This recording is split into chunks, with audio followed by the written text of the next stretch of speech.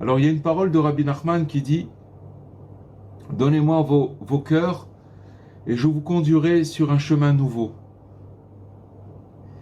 qui n'est autre que l'ancien chemin qu'ont toujours suivi nos pères. » Donc ça veut dire qu'en fait, Rabbi Nachman, il faut savoir que ce chemin qu'il a innové, il est nouveau, mais en vérité c'est le chemin de nos ancêtres, de nos patriarches, de nos matriarches, de tous les prophètes qui ont suivi ce chemin pour accéder et arriver au degré auquel ils sont arrivés.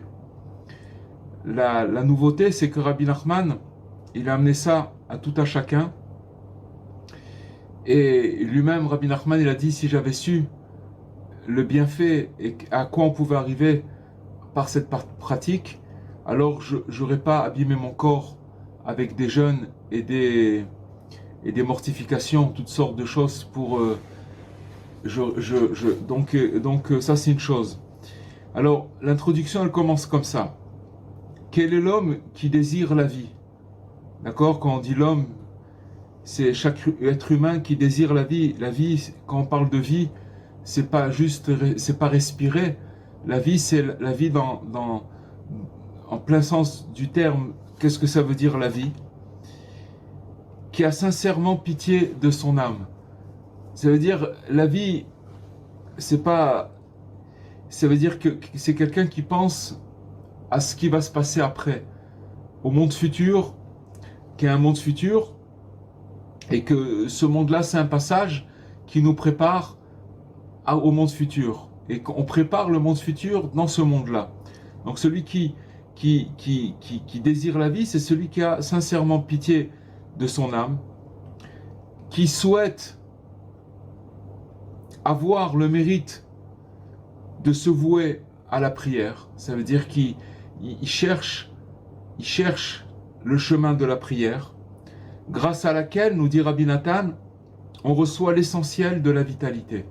Donc ça, c'est déjà une chose qu'il faut savoir, c'est que quand on parle de vie, c'est l'énergie, c'est la vitalité, c'est que par la prière qu'on la reçoit.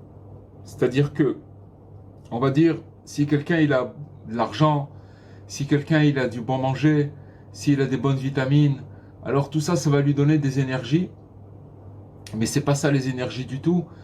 Les énergies, elles viennent de la prière. C'est ça qui nous donne le moteur, la vie, c'est la prière. Puisqu'il est écrit dans les psaumes, la prière à Dieu est ma vie. C'est David qui dit dans ses psaumes que la prière à Dieu, c'est ma vie. D'accord? Et on épanche un flux de vie sur tous les mondes. Ça veut dire qu'il nous dit Rabbi Nathan que quand maintenant, non seulement quand on prie, on attire de la vitalité, mais à part ça, la prière, elle a un pouvoir d'amener un flux, une énergie dans tous les mondes, comme c'est expliqué dans le Likutei Moharan. Dans la leçon 9, Rabbi Nachman il parle de cette chose-là, que c'est non seulement on amène de la vitalité à nous, mais on en distribue dans tous les mondes.